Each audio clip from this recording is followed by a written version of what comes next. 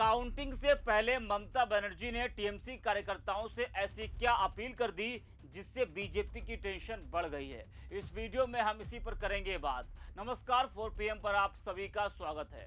दोस्तों, पश्चिम बंगाल में चुनाव नतीजों से पहले सियासी माहौल गरमाया हुआ है। वोटिंग के समय लगे आरोपों की आंच अब काउंटिंग से पहले और तेज होती दिखाई दे रही है। बीजेपी और टीएमसी के बीच आरोप प्रत्यारोप का सिलसिला लगातार जारी है, जिससे पूरे राज्य का राजनीतिक तापमान बढ़ा हुआ है। वोटिंग के दौरान बीजेपी ने टीएमसी पर गंभीर आरोप लगाए थे।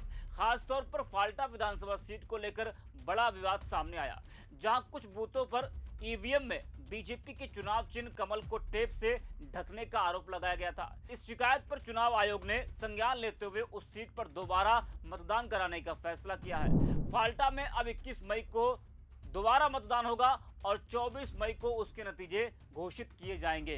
लेकिन सोचिए, अगर उत्तर प्रदेश के किसी चुनाव में विपक्ष ने बड़ा आरोप लगाया होता कि ईवीएम पर उसके सिंबल को ढक दिया गया या और कोई गड़बड़ी का आरोप लगाया होता, तो क्या चुनाव आयोग ऐसा ही संज्ञान लेता जैसा फाल्टा विधानसभा सीट पर लिया गया है?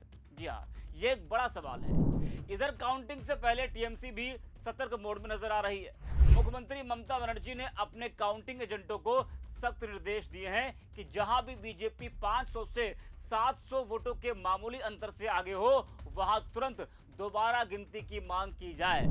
इससे साफ है कि टीएमसी को भी नतीजों में किसी संभावित गड़बड़ी का अंदेशा है।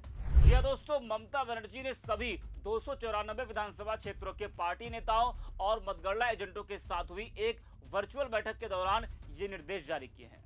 उन्होंने मतगणना एजेंटों को सलाह दी है कि वे आज रात मतगणना केंद्रों के पास ही रुकें, ताकि कल वे समय पर वहां पहुंच सकें। 1.5 घंटे चली इस बैठक के दौरान उन्होंने तालमेल और सतर्कता की आवश्यकता पर जोर दिया।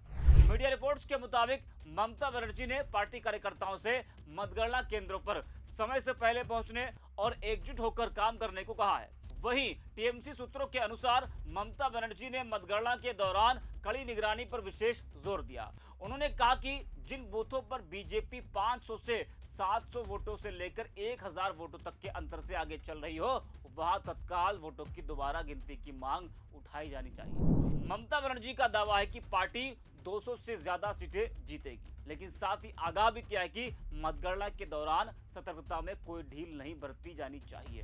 उन्होंने निर्देश दिया कि 4 मई को जब तक वह मीडिया को संबोधित न कर ले, तब तक पार्टी का कोई भी एजेंट मतगणना केंद्र छोड़कर ना जाए।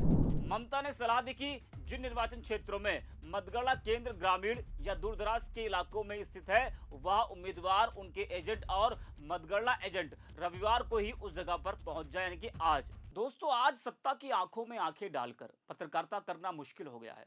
हमारे 4 PM नेशनल यूट्यूब और फेसबुक चैनल को, जिसे आपका प्यार और विश्वास हमेशा से मिलता रहा, उसे बंद करके सरकार ने यह साबित कर दिया है कि वो आपके सवालों से कितना डरती है।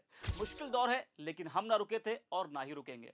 हम सच के लिए हमेशा लड़ते रहेंगे। ऐसे में 4 PM यूपी को आप लोग ज्वाइन करें और निष्पक्ष पत्रकारिता को जिंदा रखने के लिए जितना हो सके उतना हमारा आर्थिक सहयोग भी करें। आपके सहयोग से ये जंग हम जीत कर रहेंगे। सूत्रों की माने तो टीएमसी के राष्ट्रीय महासचिव अभिषेक बनर्जी ने आरोप लगाया कि जिन एग्जिट पोल में बीजेपी को आगे दिखाया जा रहा है, उनका मकसद शेयर बाजार को प्रभावित करना है। उन्होंने दावा किया कि 2021 के विधानसभा चुनावों और 2024 के लोकसभा चुनावों के दौरान भी इसी तरह के रुझान देखने को मिले थे। बीजेपी पर तंज कसते हुए उन्होंने दावा किया कि पार्टी को खुद भी पश्चिम बंगाल में सरकार बनाने की उम्मीद नहीं है।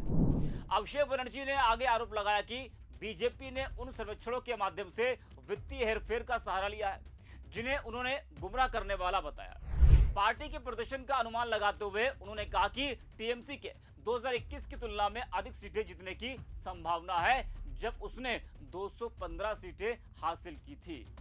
वहीं दोस्तों, पश्चिम बंगाल के उत्तर 24 परगना जिले के विधाननगर में एक मतगणना केंद्र के बाहर आज टीएमसी और बीजेपी समर्थकों के बीच मामूली झड़प भी हुई, यानी कि काउंटिंग के ठीक एक दिन पहले टीएमसी और बीजेपी कार्यकर्ताओं में मामूली झड़प की खबर भी सामने आई है। पुलिस के अनुसार कल रात स्ट्रांग रूम के सामने दोनों दलों के कार्यकर्ताओं और समर्थकों के बीच कहासुनी के कारण तनाव पैदा हो गया था। आईएनएक्स की रिपोर्ट के मुताबिक दोनों तरफ से जमकर नारेबाजी हुई। जो कुछ ही देर में झड़प में बदल गई। स्थिति को नियंत्रण में लाने के लिए बड़ी संख्या में केंद्रीय बल मौके पर पहुंचा। पुलिस ने भी पहुंचकर समर्थकों को शांत कराया। बाद में टीएमसी और बीजेपी कार्यकर्ताओं को अलग अलग कर दिया और उनके बीच बैरिकेड्स लगा दिए गए। भाजपा ने आरोप लगाया कि टीएमसी कार्यकर्ताओं ने मतगणना केंद्र के बाहर लगाए गए अपने कैंप में पार्टी के झंडे लगा दिए थे, जिससे विवाद शुरू हुआ। वहीं टीएमसी ने भाजपा के खिलाफ आवाज उठाते हुए दावा किया कि केंद्रीय बलों ने उन पर लाठीचार्ज किया। हालांकि केंद्रीय बलों और विधाननगर पुलिस के हस्तक्षेप के बाद स्थिति और नहीं बिगड़ी। स्ट्रांग रूम के आसपास सुरक्षा बढ़ा दी गई, जबकि अन्य सभी मतगणना केंद्रों के बाहर भी कड़े इंतजाम किए गए। तो दोस्तों, काउंटिंग से ठीक एक दिन पहले हालात तनावपूर्ण है और दोनों तरफ से यानी कि टीएमसी और बीजेपी की तरफ से कई बड़े आरोप लगाए जा रहे हैं। ममता बनर्जी का दावा है कि 200 से ज्यादा सीटें वो इस बार हासिल करेंगी। वही बीजेपी का दावा है कि इस बार पश्चिम बंगाल से ममता बनर्जी की विदाई होने जा रही है और बीजेपी बंगाल में सरकार बनाने जा रही है। हालांकि ये तो कल ही मालूम पड़ेगा कि बंगाल में टीएमसी की वापसी हो रही है या फिर ममता बनर्जी की विदाई हो रही है। इस वीडियो में इतना ही। अब 4 PM